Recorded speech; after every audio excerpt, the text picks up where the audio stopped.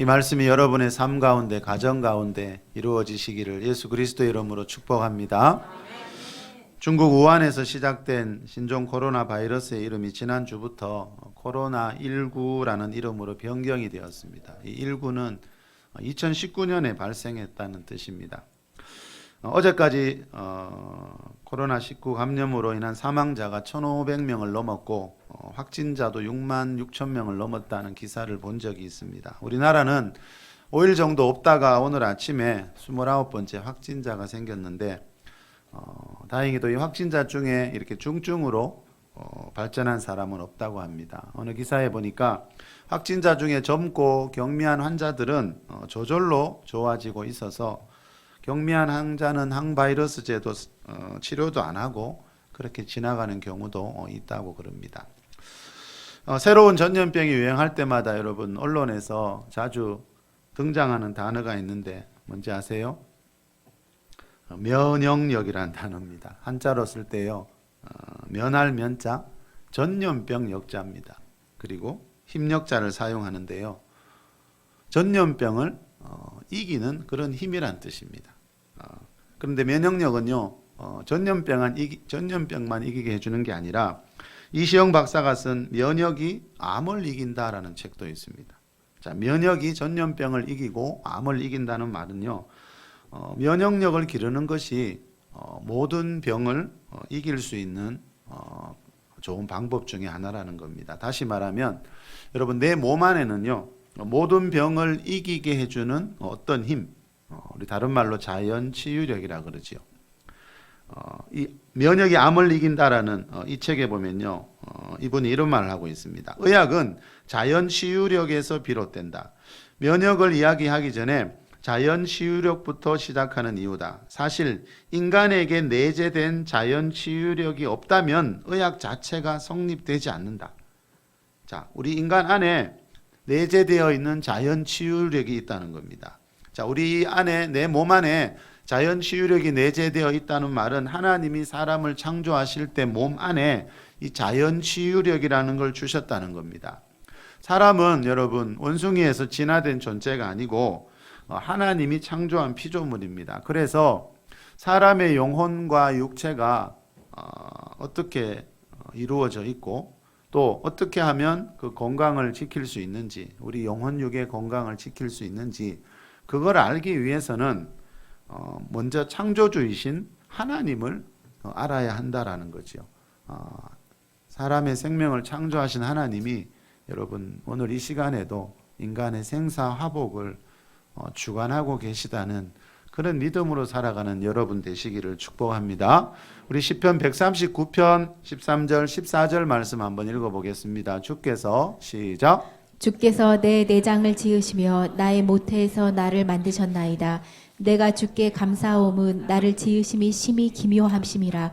주께서 하시는 일이 기이함을 내 영혼이 잘 아나이다. 13절에 보니까요, 주께서 내 내장을 지으시며 주님이 내 오장육부를 지으셨다는 겁니다. 이 말은 사람은 원숭이에서 진화된 존재가 아니라 하나님이 창조한 피조물이라는 겁니다.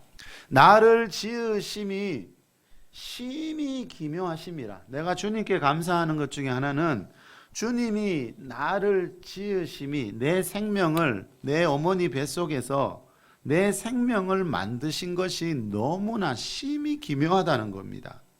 이 다윗의 고백입니다, 여러분. 이 말씀 안에는요, 나라는 존재는 우연히 태어난 것이 아니고요, 하나님의 기묘한 손길에 의해서 만들어진 귀한 생명이라는 의미가 이 말씀 속에 담겨 있습니다. 여러분, 그 누구도 우연히 태어나지 않습니다. 한 사람 한 사람을 지으시는 하나님의 손길이 있다는 겁니다. 자, 주께서 하시는 일이 기이함을 내 영혼이 잘 아나이다. 다윗은 알았어요. 사람은 우연히 태어난 존재가 아니고 하나님이 한 생명 한 생명을 심히 기묘한 손길로 지으셨다는 것을 이 다윗은 알고 있었습니다.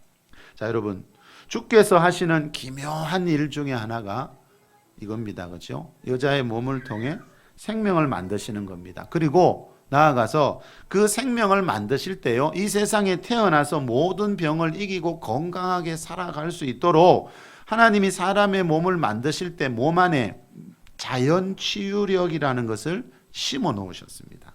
자, 우리가 해야 될 일은요, 그것을 잘 개발하고 발전시켜 나가는 겁니다. 자, 오늘 본문 여러분 24절 5절 한 번만 더 읽어볼게요.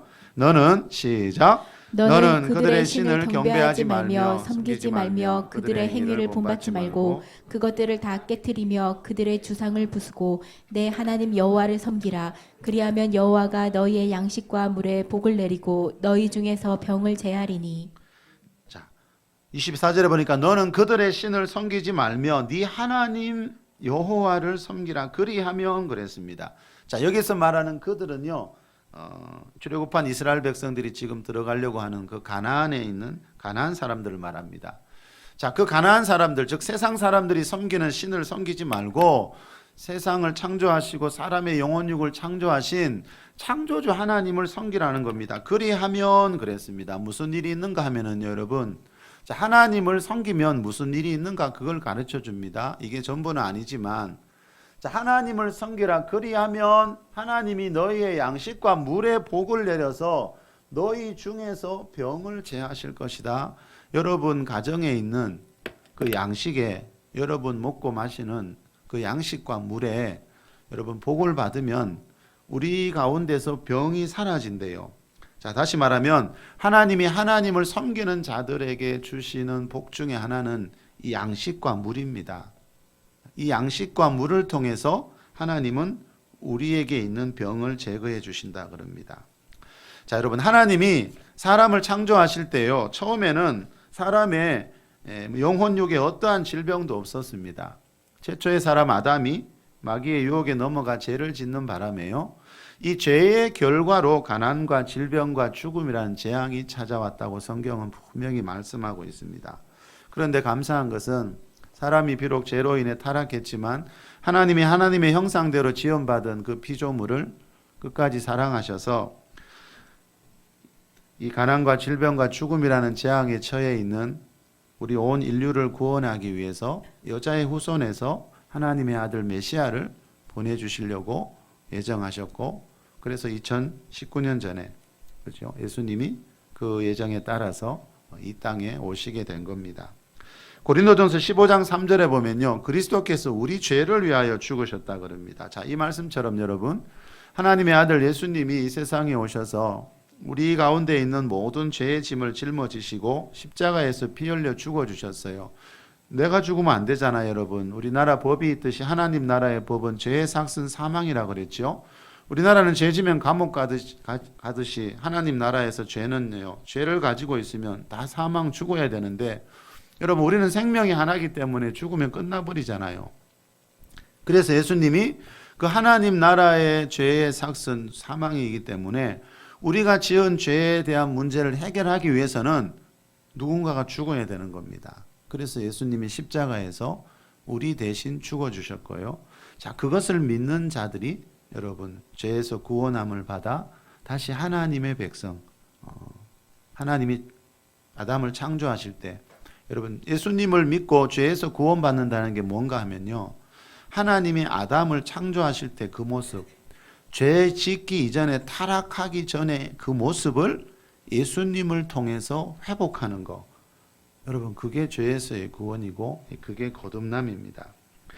자, 여러분 근데 이것과 함께 여러분 또 한 가지 중요한 것은요, 자, 우리가 예수님을 믿으면 그 예수님이 우리의 죄의 짐을 다 짊어지셨기 때문에 죄에서 구원받아 이 죄의 문제 해결하고 하나님 백성 되지만, 여러분 거기서 멈춰버리면 안 되고요. 이것과 함께 또 하나 정말 중요한 것은, 자, 죄에서 구원받은 뒤에는 좀 전에 말씀드렸지요, 죄를 따라온 죄의 결과물들이 있어요.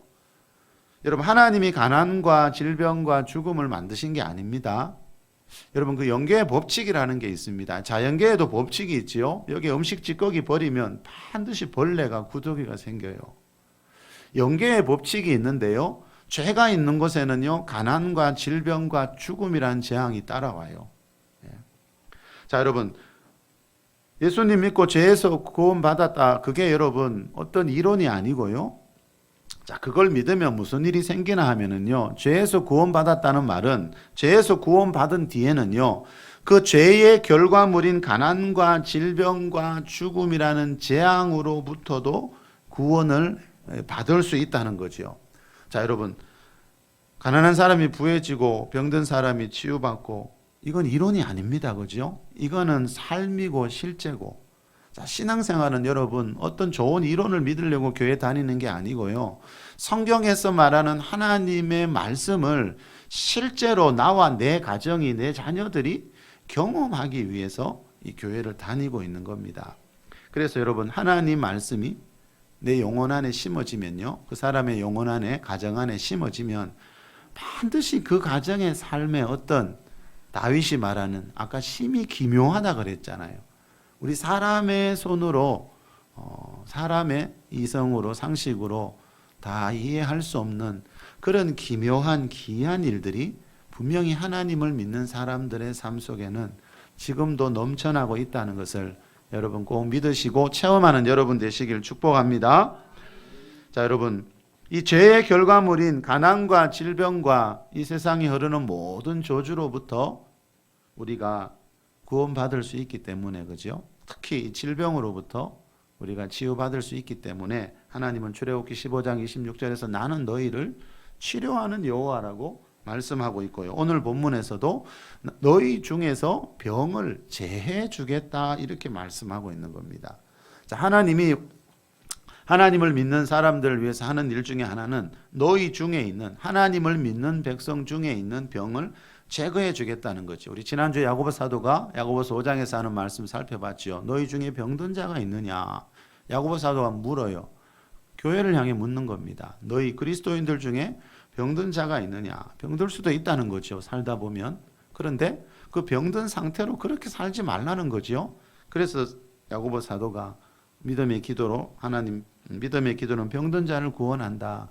자, 우리가 믿는 하나님은 치료하시는 하나님이기 때문에 우리가 병들 수도 있지만, 자, 병들었을 때 하나님의 은혜로 치유받는 길을 성경은 분명히 말씀하고 있고요. 이 구약 시대부터, 출애굽 시대부터 하나님은 자신을 뭐라 그래요? 나는 너희 중에 있는 병을 제거하는 하나님이다. 병을 주는 하나님이 아니고요. 우리 신앙을 훈련시키려고 이런 병도 주고 저런 병도 주는 그런 하나님이 아니고요. 교회 안에 하나님에 대한 오해가 참 많더라고요. 저도 한동안 오래 아파봤기 때문에 이 질병에 대한 이야기를 참 많이 들었습니다. 하나님이 여러분 그리스도인들을 사고나게 하고 죽게 하고 병들게 하고 그렇게 해서 신앙을 훈련시키지 않습니다. 하나님이 시험하는 방법은 창세기 22장에 보면 나오죠. 하나님이 아브라함을 시험하시려고 부르시지요. 하나님의 시험이 있고 마귀의 시험이 있는데 우리는 그거를 오해할 때 분별하지 못하고 오해할 때가 참 많더라는 거죠. 자, 성경에서 말하는 하나님은 병을 주시는 하나님이 아니고 병을 제거하시는 하나님. 나는 너희를 치료하는 여호와라고 본인이 그렇게 소개하면 여러분 그걸 그대로 받아줘야 되잖아, 그죠? 자, 하나님은 오늘 본문에서 분명히 말씀합니다. 나는 너희 중에 있는 병을 제거하는 하나님이다. 자, 그런데 여러분, 하나님이 우리의 병을 제거해 주실 때 크게 두 가지 방법이 있다 그랬죠. 하나님이 두 가지 방법을 사용하신다 그랬죠. 2월 첫째 주일 날 여러분 혹시 기억나세요? 불치병에 걸린 어느 유명한 시인에 대해 말씀드린 적 있죠. 이분이 병원에서 완치가 불가능하다는, 평생 관리해야 된다는 그런 병명을 얻었는데 한 3년 동안 꾸준히 약 먹다가 보니까 그 약물 부작용으로 위가 뒤집혀져서 응급실에 실려가기도 하고, 아니 약을 몇 년을 먹고 있는데 몸이 갈수록 점점 더 나빠지더라는 거예요. 나중에는 그 풀 한 포기 뽑을 힘도 없는 초죽음 상태에서 어떻게 했다 그랬죠? 산속으로 이사를 갔다 그랬죠. 그 이사 간 지 4년 만에 의사가 평생 나을 수 없다고 했던 그 병이 깨끗이 나아서 그분이 그 건강 잡지에 글을 적었더라고요. 자, 여러분, 이분이 약을 버리고 선택했던 게 뭐라 그랬죠? 이분이 약을 다 버렸어요. 뭐 신약을 먹고 나은 게 아니고요. 약을 다 버렸대요. 예. 그 대신 택한 게 뭐라 그랬죠? 자연에 있는 맑은 공기, 햇볕, 물, 또 그 자연의 산속에 널려져 있는 먹을거리들. 자연이란 말이 그 구운 글에 반복되는 거 제가 전에 읽어드렸죠. 자, 이분은 약을 버리고 자연을 택해봤대요. 약을 계속 먹으니까 이상하게 몸이 더 나빠지고 부작용이 오고, 그래서 약을 다 버리고 자연으로 들어가서 자연에 있는 것만 선택했대요. 자, 여러분, 다시 말하면 자연이 뭐지요? 하나님이 세상을 창조하실 때 하나님이 만들어 놓으신 것들요. 자, 이런 것들을 뭐라 그런다 그랬죠? 하나님의 일반 은총이라 그럽니다. 자, 일반 은총은요, 하나님을 믿는 사람이나 믿지 않는 사람이나 모두에게 효과가 있습니다. 믿는 사람에게도 믿지 않는 사람들에게도 모든 사람들에게 베풀어주는 그 보편적인 은혜를 일반 은총이다, 이렇게 말합니다. 좀 전에 말씀드린 야고보서 5장 15절에서 말하는 믿음의 기도는 병든 자를 구원한다. 자, 병에서 낫는 것도 구원이거든요. 그래서 죄에서 구원받은 뒤에는 병에서의 구원을 받아야 되고, 가난에서의 구원, 세상 재앙에서의 구원을 받아야 되거든요. 자, 그런데 자, 예수님 믿고 죄에서 구원받은 사람들이 믿음의 기도를 합니다. 그죠? 하나님, 예수님 안 믿는 사람들은 하나님 앞에 와서 병 고쳐주세요, 이렇게 잘 안 하잖아. 그죠? 여기서 말하는 믿음의 기도는 뭡니까? 예수님 믿는 성도들이 하나님께 믿음으로 나와 기도할 때 하나님이 병을 고쳐주신다, 이 뜻이잖아. 그죠? 자, 이거는 뭡니까? 하나님이 직접 고쳐주는 거. 세상에 어떤 약이나 음식이나 이게 아니고 하나님께서 직접 고쳐주는 이것을 하나님의 특별 은총이다 그럽니다. 예. 저도 한 50여 년 살다 보니까 이런저런 병에 걸려본 적이 있습니다. 옛날에 아주 심한 병이 걸렸을 때는 저도 약을 2년 동안 하루에 8번씩 열심히 먹었는데, 이 약 저 약 온갖 약 다 먹었는데 안 낫더라고요. 그래서 그때 저도 약을 다 버리고 하나님께 기도하면서 나아본 적이 있고요. 또 어떤 병은요, 약을 먹고 병원 치료받아서 나아본 것도 있고요. 자, 하나님은 이렇게 특별 은총과 일반 은총을 통해서 우리의 병을 고치고 건강을 지켜주기 때문에 그리스도인들은 이 둘 중에 어느 한쪽으로 이렇게 완전히 치우쳐져서는 안 된다는 거죠. 자, 특별 은총은 한마디로 말하면 요한복음 10장 10절에서 예수님이 말씀하시는 예수 그리스도 안에 있는 그 풍성한 삶을 말합니다. 우리 지난주에 하나님의 모든 충만하신 것, 자, 하나님 안에 있는 충만한 것이 있습니다. 자, 하나님도 여러분 자기에게 없는 건 못 준다 그랬죠. 천국엔 가난이 없고 질병이 없기 때문에 하나님은 누군가에게 가난을 주고 질병을 주고 못해요. 여러분, 내게 없는 걸 어떻게 남에게 줍니까? 계시록 21장에서 말하는 천국 우리 봤잖아요. 천국은 가난, 질병, 눈물, 슬픔 이런 게 없어요. 그래서 하나님은 그런 걸 누군가에게 줄 수가 없대요. 근데 우리는 그렇게 오해할 때가 참 많지. 어려운 일 만나면 하나님이 왜 이런 일을 주시나, 하나님 열심히 믿고 있는데. 그 하나님이 준 게 아니라 그랬죠. 근원이 다르다 그랬죠. 그죠? 자, 여러분 히브리서 13장 8절에 보면요, 예수 그리스도는 어제나 오늘이나 영원토록 동일하시대요. 자, 이 말씀의 의미 중에 하나가 뭔가 하면요, 하나님은 지금도, 자, 하나님은 출애굽 시대에, 그죠? 나를 섬기는 자들에게 병을 제해 주겠다. 자, 하나님은 지금도 하나님을 섬기는 자들에게 병을 제거해 주시고 있다는 말씀인데요. 어떤 방법으로? 때로는 특별 은총으로, 때로는 일반 은총으로 질병을 제거해 주고 있다는 거예요. 그래서 바울도 디모데에게 네 자주 나는 병을 위해서 이번에는 포도주를 써봐라. 디모데가 기도 안 했겠습니까? 바울이 기도 안 했겠습니까? 디모데 질병을 위해 자주 질병이 재발이 됐대요. 근데 디모데야, 포도주를 쓰라. 자, 여러분, 하나님의 그리스도인들은 분명히 병이 들면, 그죠? 우리가 정말 하나님 자녀라면 먼저 하나님께 기도해야 되겠죠, 그죠? 그러나 하나님은 약 먹고 병원 가고 이것을 하나님은 뭐라고 하시는 분이 아니라는 거죠.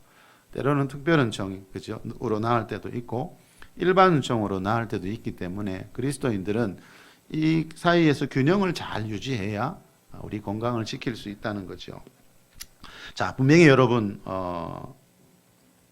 현대의학이 지금 많이 발전했죠, 그죠? 그런데 여러분, 현대의학이 아무리 발전해도 하나님의 치유만큼 그렇게 완전할 수는 없겠죠. 병원에 가고 약 먹는 거 여러분 때로는 필요하지만 여러분, 이 그리스도인들이 너무 그쪽에 의지하다가 그 아사왕 소개해드렸지요. 여호와께 구하지 않고 의사들만 찾다가 말년에 2년 동안 중병으로 고통당하다가 죽었다고. 왜 그렇게 기록해놨지요? 그리스도인들은 그렇게 살지 말라고, 그죠? 여호와께 구하지 않고 병원만 의지하는 그런 삶을 살다가 비참하게 죽지 말라고 그 아사왕에 대한 기록이 성경에 있다 그랬죠. 자, 우리가 여러분 병원 가고 약을 먹어야 될 때도 있지만 분명한 것은 하나님보다 그걸 더 의지해서는 안 된다는 거죠. 지난주에 말씀드린 것처럼 병을 고치러 병원에 갔다가 여러분 의료사고 당하는 바람에 사망하는 사람이 2013년 한 해 동안 미국에만 몇 명이라 그랬죠? 25만 명이랍니다. 여러분 의료사고로, 그죠? 그 질병 때문에 죽는 게 아니고요. 그 질병 고치려고 하다가 의료사고로 한 해 동안 죽는 사람이 미국에서만 25만 명이라. 그 25만 명 중에 10만 6천 명은 약물 부작용이랍니다. 약을 먹었는데 그게 부작용이 일어나서 한 해 동안 10만 명이 넘는 사람들이 사망했다 그럽니다. 그래서 곤도 마코토라는 일본 의사가 쓴 약에게 살해당하지 않는 47가지 방법이란 책이 있다 그랬죠. 이 책에 보면 이런 말이 나와요. 약 전문가는 약을 먹지 않는다, 이런 말이 나와요. 그 약이 어떻게 만들어진지 아는 사람들은 약을 먹지 않는데요. 이 책에 보면 일본의 어느 제약회사 회장님이요, 제약회사, 약을 만드는 회사 회장님이 퇴임하기 전에 대중매체에서 이런 신기한 고백을 했어요. 환자 여러분, 약을 버리세요. 약은 독입니다. 복용해도 낫지 않습니다. 병은 약 때문에 생깁니다. 특효약이 개발되고 나서 우울증 환자가 2배나 늘었습니다. 이게 누가 한 말이라고요? 일본의 어느 제약회사 회장님이 퇴임하면서 그것도 대중매체 앞에서 했던 말입니다. 여러분, 제약회사 회장님이라면 약을 더 많이 먹으라고 해야 될 것 같은데 왜 이런 말을 할까요? 가짜뉴스 홍수시대라는 글 보신 적 있어요? 우리나라가 언제부터, 우리나라만이 아니더라고요. 전 세계에 가짜뉴스들이 너무 많대요. 그래서 요즘은 이걸 어떤 뉴스나 기사를 보더라도 야, 이걸 믿어야 되나? 또 이게 언제 뒤집힐지 모르잖아요. 자, 그런데 여러분, 다른 부분도 그렇지만 이 병원이나 약에 대한 가짜 뉴스는 그죠? 우리 생명과 직결된 문제이기 때문에 엄청나게 큰 후유증을 남깁니다. 그죠? 여러분, 나와 내 가족의 건강을 지키기 위해서는 다른 것도 잘 분별해야 되지만 특히 병원과 약에 대한 가짜 뉴스가 너무 많더라고요. 예. 자, 그런 것을 분별할 수 있는 지식을 우리가 가지고 있어야, 여러분, 그 의료사고 당한 분들 다 생명이 하나였잖아요. 그 얼마나 억울한 생명입니까? 그죠? 자, 우리가 다른 어떤 부분보다도 여러분, 우리 생명은 하나이기 때문에 이 하나뿐인 생명의 건강을 어떻게 유지하고 지켜나갈 수 있는지 성경이 분명히 가르쳐 주고 있더라는 거죠. 그래서 우리가 그런 부분에 대한 지식도 가지고 있어야, 다시 말하면 일반 은총에 대한 정확한 지식도 가지고 있어야 우리가 이 땅에서 살아가는 동안 보다 더 건강한 삶을 살 수 있다는 거죠. 이 의사가 이 책에서 이런 말을 합니다. 약에게 살해당하지 않는, 약에게 죽임당하지 않는 47가지 방법이라는 책에 보면 이런 말이 나옵니다. 앞으로 건강하게 살려면 어떻게 해야 할까요? 외래 환자들이 항상 나에게 하는 질문이다. 그들은 자각 증상도 없는데 치료를 권유받은 사람들이, 특별한 통증도 없는데 병원에 와서 검사받고 치료하는 그런 사람들이라는 거예요. 그러면 나는 다음 3가지 마음가짐을 소리내어 읽으면서, 다음 3가지를 소리내어 읽으면서 종이에 써서 이 3가지를 직접 건네준다. 1. 진단을 잊는다. 이 말이 뭐죠? 그 의사가 말하는 당신 이런 병이 있습니다 할 때 그 말 듣자마자 잊어버리라는 거예요. 제가 한 번씩 치유 공부할 때 여러분에게 말씀드리죠. 하나님이 말씀보다 우리는 의사의 입에서 나온 한마디는 평생 못 잊어요. 하나님 말씀 듣고 잊어버리는데, 와, 그 참. 그래서 제가 그러지요. 우리 저는 주변 공부할 때도 늘 그런 말 합니다. 병원에서 의사가 당신 무슨 병이 있습니다, 그 말한 것부터 잊어버리라고. 그래야 병이 낫는다고. 이 의사도 이런 말 하더라고. 이분은 병원 의사인데 이런 말을 해요. 저는 영적인 의미가 있기 때문에 그런 말을 하는 거거든요. 진단을 잊어버려라. 2. 검사를 받지 않는다. 병원에 가 검사 받지 말래요. 누가요? 의사분이. 3. 의사를 멀리한다. 이분 직업이 의사예요. 이분은 이 3가지를 적어서 자기한테 오는 환자한테 준대요. 근데 이분이 그 퇴임하면서 쓴 글에 보니까요, 이런 생각을 가지고 있는 자기를 그 큰 병원에서 평생 근무하게 해준 게 너무 감사하다 적었고요. 그런데 그 바람에 병원 안에서는 거의 왕따였대요. 우리말로 하면. 의사들 세계에서는. 예. 자, 여러분. 그리고 이분이 이 글 뒤에 이런 말도 해요. 이것은 결코 농담도 과장도 아닌 40년 이상의 내 의사 경력과 10만 시간의 공부를 통해 얻은 세 가지 진실이다. 의사를 가까이 하지 않으면 무의미한 검사를 받을 일도 없고 약에게 살해당하는 일도 없다. 여러분, 이분은 직업이 의사인데 왜 이런 말 할까요? 여러분, 아까 그 제약회사 회장님, 약을 팔아야 되는 회사 회장님인데 왜 그런 말 할까요? 우리가 한 번쯤은 생각해 봐야 된다. 예. 자, 여러분, 이분이 쓴 이 책보다 앞서 쓴 책이 뭐라 그랬죠? 의사에게 살해당하지 않는 47가지 방법. 그 책에 보면요, 이분이 또 무슨 말을 하는가 하면 병은, 특히 암은 내버려 두래요. 내버려 두래요. 예. 적극적으로 치료하는 것보다 그냥 내버려 두니까 더 건강하게 오래 사는 많은 사람들에 대한 기록을 이 의사는 가지고 있어요. 그래서 자신 있게 말하는 거예요. 이 책에 보면 이분이 이런 주장을 하는 또 이유가 있습니다. 콜롬비아에서 1976년 의사들이 52일 동안 파업을 한 적이 있대요. 의사들이요. 응급치료, 응급실 외에는 모든 진료가 중단되는 바람에 환자들이 엄청 고통당했겠죠. 근데 여러분, 신기한 건 그동안 그 파업 52일 기간 동안 사망률이 평소보다 35%나 감소했대요. 환자들이 의사를 만나지 않는데 사망률이 더 엄청 올라가야 되잖아요. 그 중환자도 많을 거잖아요. 오래된 병 몇 년, 몇십 년 동안 앓았던 환자도 많을 거고. 그러면 의사들이 파업해서 의사들을 만나지 못했으면 사망률이 35% 올라가야 되는데 35%나 감소했대요. 미국에도 그 같은 해에 의사들이 파업을 해가지고 17개 주요 병원에서 수술 건수가 평소보다 60%나 줄은 적이 있대요. 여러분, 평소보다 의사들이 없어서 수술 건수가 60%나 줄었으면 그 수술을 받아야 될 위급한 환자들 더 많이 죽어야 되는데 사망률을 조사해 보니까 파업하기 이전보다 사망률이 18%나 감소가 됐대요. 여러분, 그런데 의사들이 파업 끝나고 다시 이제 병원에 복귀하니까 그 이전처럼 또 수술이 많아졌잖아요. 또 다시 통계를 내보니까 사망률이 파업 이전으로 다시 돌아가더래요. 여러분, 수술 왜 받지요? 더 오래 건강하게 살려고 받는데 왜 수술이 많아지니까 사망률이 오히려 더 높아지는 걸까요? 여러분, 의사들이 파업을 해서 환자들이 의사의 도움을 받지 못하면 우리가 상식적으로 생각할 때 사망률이 엄청 더 높아져야 될 것 같은데 현실을 보니까 그렇지 않더라는 거예요. 물론 수술해서 낫는 사람도 있겠지요. 자, 누가복음 24장으로 한번 가보겠습니다. 우리 10절, 11절입니다. 예수님이 누가복음 24장요. 10절, 11절입니다. 이 말씀이 아닌 것 같은데요. 우리 성경 한번 찾아보실래요, 여러분? 누가복음 24장. 죄송합니다. 21장이네요. 21장 10절, 11절입니다. 신약성경 132쪽에 있습니다. 우리 두 절이니까 한번 큰 소리로 읽어봅시다. 누가복음 21장 10절 11절. 또 이르시되, 시작.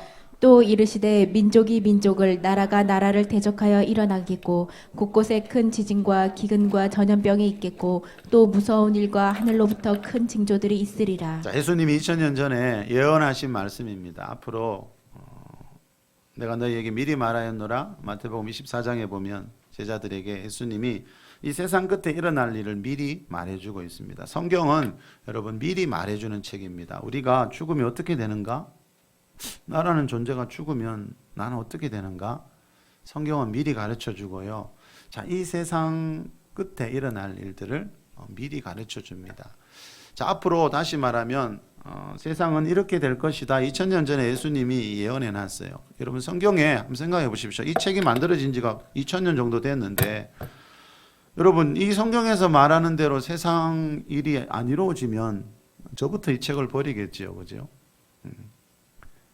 그렇지 않습니까, 여러분? 어떻게 보면 이 성경책이 굉장히 위험한 책 아닙니까? 앞으로 이런 일이 일어날 거라고 2000년 전에 다 예언을 해놨어요. 근데 여러분, 2000년 동안 세상 역사가 이렇게 안 이루어졌다면 누가 이 책을 보고 있겠나 이 말이죠.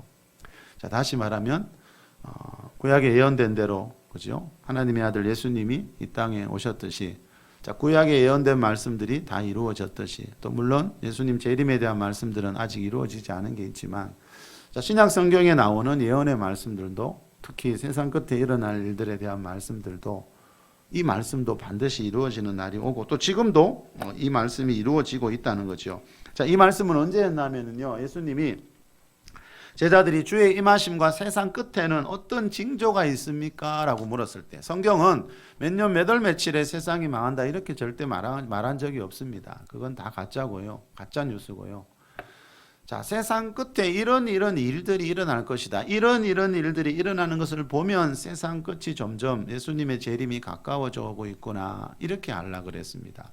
자, 다시 말하면 징조, 방금 제자들이 말한 것처럼 세상 끝에는 주님 어떤 징조가 있습니까? 라고 물었을 때 예수님이 뭐라 그러셨나 하면은요, 곳곳에, 세상 곳곳에, 이 말은 대한민국에도 큰 지진과 기근과 전염병이 있겠고, 여러분 2000년 전에 하신 말씀이라니까요. 신기하지 않나요? 우리나라에서 일어나는 지진이 다 우연 같습니까, 여러분? 기근과 전염병이 있겠고, 세상 곳곳에, 전 세계 곳곳에, 자, 이런 일이 있을 것이다. 예수님이 2000년 전에 말씀하셨는데, 지난 2000년 역사 동안 지진도 없고 전염병도 없었다면 이 책 안 봐도 되겠죠, 성경책. 근데 여러분, 신기하게 세상은 예수님이 하신 말씀대로 가고 있고요. 여러분, 사스, 메르스, 이번에 코로나19, 우리 몇십 년 전만 해도 여러분 이런 말 못 들었습니다. 그런데 이런 전염병이 한 번씩 휘몰아칠 때마다 사람들이 얼마나 동요하고 전 세계가 동요합니까? 성경은 가짜 뉴스가 없습니다. 여러분, 사스나 메르스도 코로스19도 전염병입니다. 그죠? 자, 예수님은 2000년 전에 앞으로 전 세계 곳곳에서 이런 일들이 계속해서 일어날 것이다. 성경에 수많이 예언되어 있고요.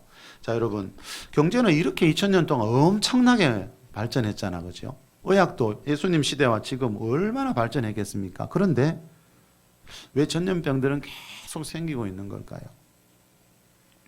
자, 여러분, 예수님의 재림이 가까워질수록요, 큰 지진 더 많아지고요, 기근, 전염병이 더 많아지게 됩니다. 그렇지만 여러분, 성경은 뭐라 말하냐면 세상이 어떻게 되든지 우편에서 천이 쓰러지고 좌편에서 많이 쓰러지더라도 하나님의 보호하심 아래에 있는 자들이 있고요, 하나님의 특별 은총과 일반 은총이면 충분하다. 세상이 어떻게 되든지 하나님의 특별 은총과 일반 은총으로 생명을, 건강을 지켜나가는 사람들이 있다라고 성경은 우리에게 가르쳐주고 있습니다. 자, 여러분, 좀 전에 말씀드린 대로 바울이 디모데에게 네 자주 나는 병을 위해 포도주를 조금씩 쓰라는 말을 했습니다. 여러분, 네 자주 나는 병을 위해서, 와, 디모데도 목회자였는데, 그죠? 바울이 믿음의 아들로 삼은 자였는데 디모데도 기도를 얼마나 했겠어요, 그죠? 그런데 자주 나는 반복하는 병이 있었대요. 근데 바울이 이번에는 포도주를 써보래. 기도 안 했겠습니까? 했겠지요. 근데 이번에는 포도주를 써보래. 이 말은 뭐라 그랬지요? 자, 하나님이 자연계에 두신 일반 은총 안에는요, 하나님이 우리가 건강을 유지하고 또 질병을 고칠 수 있는 뭔가를 하나님이 자연계에 다 숨겨 놓으셨다는 거죠. 바울은 치유사역자였잖아요. 누구보다도 기도를 통해 많은 병자를 고친 사람이, 자, 이런 말을 하고 있더라는 거죠. 자, 다시 말하면 병에서 낫기 위해서, 우리가 건강을 유지하기 위해서는 여러분 성경에서 가르쳐 주는 거죠. 이 특별 은총과 일반 은총 사이에 균형이 꼭 필요합니다. 그리스도인들이 일반 은총만 의지한 세상 사람들처럼 좋은 약만 찾고 좋은 음식만 찾는, 그거는 불신앙이죠. 아사왕처럼요. 그렇지만 또 자연계에 주신, 하나님이 주신 것들을 너무 무시하고 기도만 또 막 하려고 하는, 그것도 바람직한 모습이 아니라는 거죠. 의사의 아버지라고 불리는 히포크라테스가 그런 말을 했지요. 음식으로 고치지 못하는 병은 의사도 고치지 못한다. 그분도 의사면서 그죠? 이런 말을 했더라고요. 그분도 이건 알고 있었다는 거죠. 자연계에 있는 그 음식이나 식물들 통해 우리 육체에 있는 모든 병을 고칠 수 있다는 거. 그분도 알 수 있다는 거죠. 그럼에도 불구하고 대부분의 사람들은 병에 걸리면 병원부터 찾아가고 이 약 저 약 먹다가 좀 전에 말씀드린 대로 그런 약물 부작용이나 의료 사고를 경험하는 일들도 많이 있다는 거죠.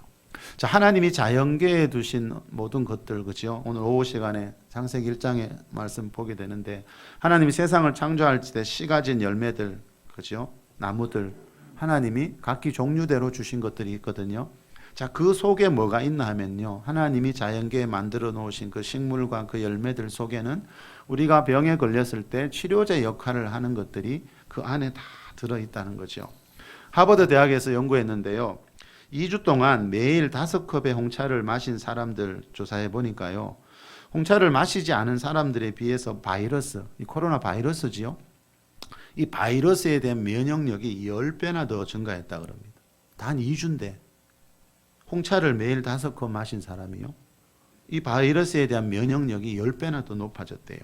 일본에서 암 발생률이 가장 낮은 마을이 있거든요. 그 장수촌으로 유명한 니카가와네라는 마을이 있는데요.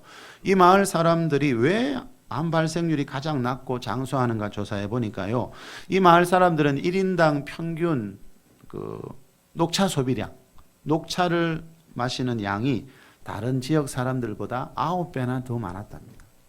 다시 말하면 이 녹차 안에는 그죠? 암을 이기게 해주고 장수하게 해주는 뭔가가 들어있다는 거죠. 자, 여러분, 이렇게 자연계에 있는 어떤 식물들을 통해 분명히 건강을 지키는 사람들이 있습니다. 이것은 하나님 믿는 사람이나 믿지 않는 사람이나 똑같이 주시는 하나님의 일반 은총이라고 그랬죠. 반면에 여러분, 이 먹는 음식 때문에 또 음식을 잘못 먹으면 질병이 생길 수도 있습니다. 가장 논란이 되는 게 뭐죠? 이 GMO라는 유전자 조작 식품입니다. 지난 2015년에 한국의 GMO 재앙을 보고 통곡한다라는 책이 나왔습니다. 이 책의 추천사를 쓴 분 중에 한 분이 누군가 하면 우리나라 농림수산부 장관을 지낸 분인데요. 이분이 이런 추천사를 써놨어요. 이 책은 한국에서 급격히 증가하고 있는 34가지의 질병의 원인을 우리나라가 수입하고 있는 유전자 조작 식품에 들어있는 2가지 독 때문이라고 필자는 주장한다. 하나는 유전자 조작으로 변질된 단백질로 인하여 질병을 일으키는 것이고, 다른 하나는 유전자 조작 식품에 함유된 제초제이다. 그런데 지난 3월 20일 바로 이 제초제 글리포세이트가 발암물질이라고 세계보건기구의 세계암연구소가 발표했다. 식용 GMO, 이 유전자 조작 식품을 세계에서 가장 많이 섭취하고 있는 한국이 급증하는 암 때문에 고생하고 있다. 유전자 조작 식품이 한국 민족을 소멸시킬 수 있다는 주장은 전혀 과장이 아니라고 생각합니다. 이 책의 저자는요, 한국의 GMO 재앙을 보고 통곡하다라는 책을 쓴 이 저자는요, 이 유전자 조작 식품이 우리나라를 소멸시킨다는 말이 뭔지 아세요? 언젠가 사라지게 만들 수 있다고 주장하는데요. 이분은 농림부 장관을 지냈거든요, 우리나라에. 그런데 이분도 이 주장이 전혀 과장이 아니다 이렇게 말합니다. 우리나라 정부에서는 지금 유전자 조작 식품이 건강에 해롭지 않다고 생각하기 때문에 마음껏 수입하게 합니다. 그리고 그 표기도 잘 안 하게 한다 하더라고요. 일본 다음으로 전 세계에서 유전자 조작 식품을 우리나라에서 많이 수입하고 있는데요. 그래도 여러분, 정부에서 그렇게 말하더라도 또 한편에서 수많은 학자들이요, 또 이 농림부 장관을 지낸 이런 분들이 이런 말을 할 때는 거죠. 우리도 뭐가 가짜 뉴스인가? 여러분, 그거를 밝혀야 될 책임은 우리 스스로가 다 있다는 거죠. 2007년이죠. KBS 방송국에서 유전자 조작 식품에 대한 다큐멘터리를 방송한 적이 있는데요. 맨 마지막 멘트가 뭐였나 하면 이것이 재앙의 시작인가 였습니다. 2007년도에. 이것이 혹시 어떤 재앙의 시작은 아닌가?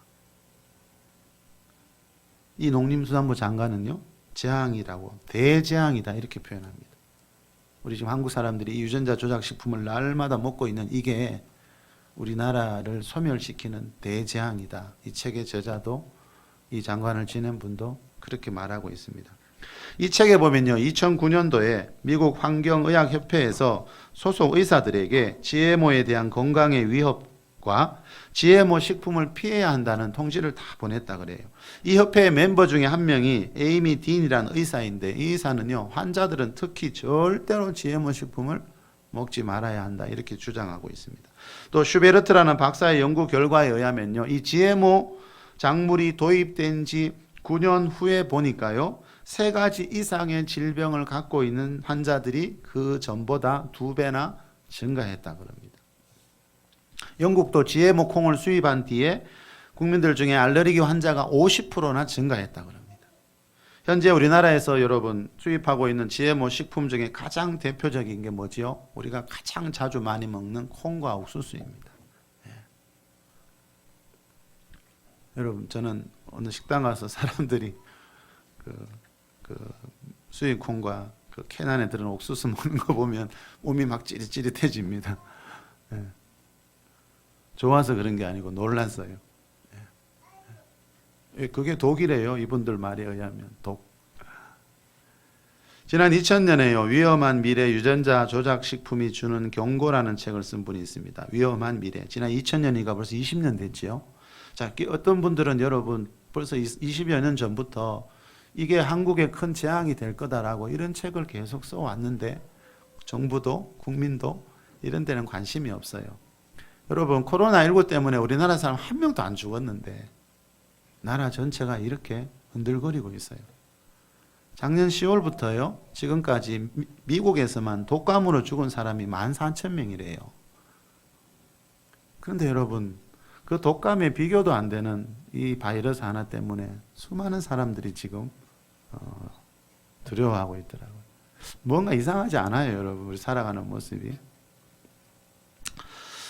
이분이 2000년도에 그죠? 위험한 미래, 유전자 조작 식품이 주는 경고라는 책을 썼는데요. 권영근 한국농어촌 사회연구소 소장님입니다. 이분의 그 기사 인터뷰를 보니까요.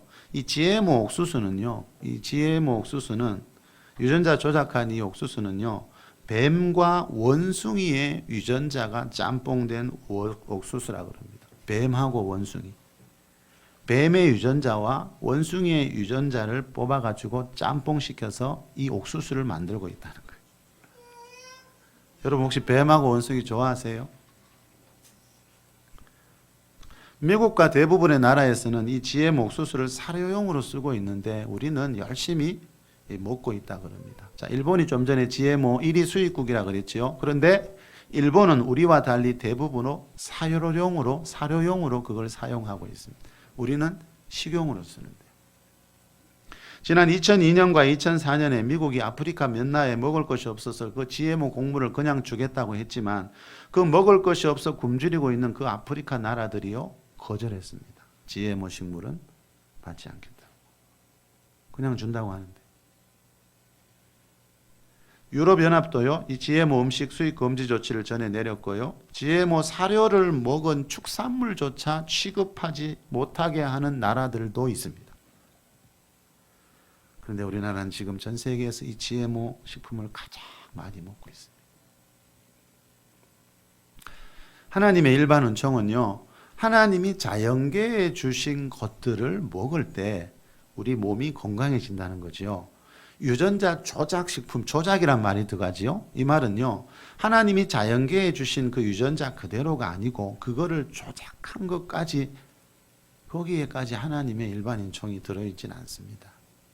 그래서 이런 걸 분별할 수 있는 지혜가 우리 그리스도인들에게 먼저 있어야 한다라는 거죠. 자, 이 책에서 물론 말하는 것이 다 맞는 이야기이냐, 그것까지는 정확하게 모르겠지만 분명한 것은요. 아까 34개 질병이란 말이 나왔죠. 우리나라가 몇십 년 전부터 이 34개 질병이 급속도로 많이 생기고 있다는 거예요. 그런데 이분이 조사해 보니까 GMO 식품 수입 시기하고 딱 맞아 떨어진다는 거죠. 요즘 오후에 말씀드리겠지만 몇 년 전에 우리나라에 지금 임신을 못하는 젊은 사람들이 20만 명이 넘는다는 기사가 나왔거든요. 그 젊은이들이 어려서부터 먹고 자란 음식이 뭐라고요? 이 GMO 유전자 조작 식품이라는 거죠. 이 저자의 주장에 의하면. 여러분, 분명히 우리가 알아야 되는 것은 이 지혜모는 하나님의 일반 은총이 아닙니다. 지혜모는 하나님이 우리에게 주신 것이 아니고요. 하나님이 우리에게 주신 것을 가지고 대량 생산, 거기서 말하는 게 그거지요. 이 대량 생산을 통해 더 많은 돈을 벌기 위해 사람들이 머리를 써서 그 식물 속에 있는 유전자를 조작해서 만든 겁니다. 창세기 3장 14절에 보면 여호와 하나님이 뱀을 저주하시는 모습이 나오죠. 뱀은 이 지구상에서 가장 저주받은 동물이고요. 계시록 12장 9절에 보면 그 에덴 동산에 있던 그 옛뱀이 곧 마귀 사탄이라 그래요. 여러분, 그런 뱀의 몸에서 나온 옥수수를 굳이 우리가 꼭 먹어야 하나 이 말이죠. 여러분, 자연에 있는 녹차와 홍차를 마시는 사람들은 그죠? 그거 먹고 병이 적게 생기고 오래 산다고 하는데 이 GMO 식품을 먹은 사람들은요, 새로운 질병이, 제가 오후에 그림도 보여드리겠지만 많은, 여러분 지금은요, 그래도 이 부분에 대한, 우리나라는 이런 연구가 거의 없지만요, 외국에서는 이런 체계적인 연구, GMO 식품 때문에 일어나는 질병, 부작용에 대한 연구들이 그래도 학자들이 많이 하고 있습니다. 지금은 이게 생긴 지 몇십 년이 됐기 때문에. 그런데 우리는 너무 태연하다는 거죠. 그래, 이 책의 저자가 우리나라는 이것 때문에 망할 것 같다. 이 저자는 우리나라에 있는 모든 문제를 다 합친 것보다요, 북한의 핵 문제, 뭐 청소년 실업 문제, 가난 문제 다 합친 것보다 이분은 이 GMO 문제가 더 심각하다 이렇게 말해요. 여러분, 생명 하나뿐이에요, 우리, 그지요? 그렇기 때문에 이 건강만큼 중요한 게 어디 있겠습니까? 자, 하나님은 오늘 본문에서 나는 너희의 병을 제거해 주고 싶다고 그랬잖아요. 그렇다면 우리도 하나님의 그 법칙에 따라 살아야 되잖아요. 하나님께서 자연계해 주신 것들, 그걸 먹어야지. 그거를 조작시킨, 여러분, 분명히 수많은 학자들이, 그죠? 너무너무 위험한 식품이라고 하는데 그런 것까지 막 열심히 먹어가면서 과연 우리가 건강을 유지할 수 있겠나 이 말이지. 성령의 9가지 열매 중에 마지막은 절제입니다. 절제, 여러분. 그 사람이 정말 성령 안에 있는 사람이라면 음식도 세상 쾌락도 절제하게 되죠. 자, 우리 마지막으로 오늘 본문 26절 읽고 마무리하겠습니다. 우리 26절 한번 큰 소리를 읽읍시다. 시작. 내 나라에 낙태하는 자가 없고 임신하지 못하는 자가 없을 것이라. 내가 너의 날수를 채우리라. 네 나라에 낙태하는 자가 없고 임신하지 못하는 자가 없을 것이다. 자, 하나님을 섬길 때 주시는 복 중에 하나가 이거라는 겁니다. 건강한 자녀 주시겠다는 겁니다. 좀 전에 말씀드린 대로 이 책에 보니까 2015년이네요. 우리나라의 난임 부부 20만 명 시대라는 기사가 난 적이 있습니다. 젊은 부부들이 임신이 안 된다는 거예요. 자, 이 저자의 주장은 그 GMO 식품을 먹고 자란 세대라서 이 임신을 못하는 일들이 점점 많아지고 있다 이렇게 주장합니다. 자, 분명히 하나님은 여러분 보십시오. 우리에게 자녀를 주시고 싶어요, 그죠? 자녀를 주시고 싶어 하는데 하나님으로부터 오지 않은 것들, 그죠? 하나님의 그 일반 은총을 그 어긴 것들을 먹으니까 하나님이 하시려고 하는 일도 방해를 받더라는 거죠. 예. 그래서 우리가 예수님 믿는다고 해서 여러분, 내가 믿음 있다고 해서 아무거나 막 먹고 그렇게 해서 우리가 건강할 거다라고 하나님은 약속하지 않습니다. 예. 그러니까 우리가 이 일반 은총, 세상의 자연계에 있는 것들, 그죠? 무엇이 정말 우리에게 유익한 것인지 아닌지 그 정도는 분별하는 분별력을 가지고 우리가 살아야 한다는 거죠. 자, 그리고 여러분 마지막에 하나님이 하시는 아주 중요한 말씀이 있습니다. 내가 너의 날수를 채우리라. 여러분 안타깝게도 태어난 지 몇 달, 몇 년 만에 이 세상을 떠나는 아이들이 있고요. 지난주에도 보니까 어떤 젊은 연예인인데 질병으로 20대 중반인데 여러분 질병으로 세상을 떠나더라고요. 자, 하나님은 잘 아셔야 됩니다, 여러분. 하나님은 우리가 사고나 질병으로 일찍 죽는 걸 절대로 원하지 않습니다. 하나님은 하나님을 섬기는 백성들이 너의 날수를 다 채우고 죽는 거. 우리 믿음의 조상 아브라함 질병으로 죽지 않았고요. 나이가 높고 기운이 다하여 주님 앞에 돌아갔지요. 자, 하나님은 우리가 우리 인생의 날수 다 채우고 그렇게 인생을 세상 떠나는 걸 원하신다고 분명히 말씀하고 있어요. 그래서 시편 91편 16절에 보면요. 내가 그를 장수하게 함으로 그를 만족하게 하며 이런 말씀이 나와요. 자, 우리가 장수해야 그래도 여러분 이 땅에 태어났으니까 그죠? 혼자 손녀도 보고 늙어서 아브라함처럼 기운이 다하여 그렇게 세상을 떠나야 사람들은 만족을 누린다는 거죠. 그런데 하나님은 내가 그를 장수하게 함으로 그를 만족하게 할 거다. 자, 장수하게 하시는 하나님, 우리가 장수하기를 원하시는 그 하나님의 마음이 이렇게 성경 곳곳에 이렇게 심겨져 있습니다. 자, 여러분, 오늘 본문에서 말하는 하나님은 하나님을 섬기는 자들에게 건강의 축복을 주시고 장수의 축복을 주시고 싶어 하는 하나님입니다. 창조주 하나님 잘 섬겨서 하나님 안에 있는 이 은혜와 축복을 꼭 경험하는 주인공들이 될 수 있기를 예수 그리스도의 이름으로 축원합니다.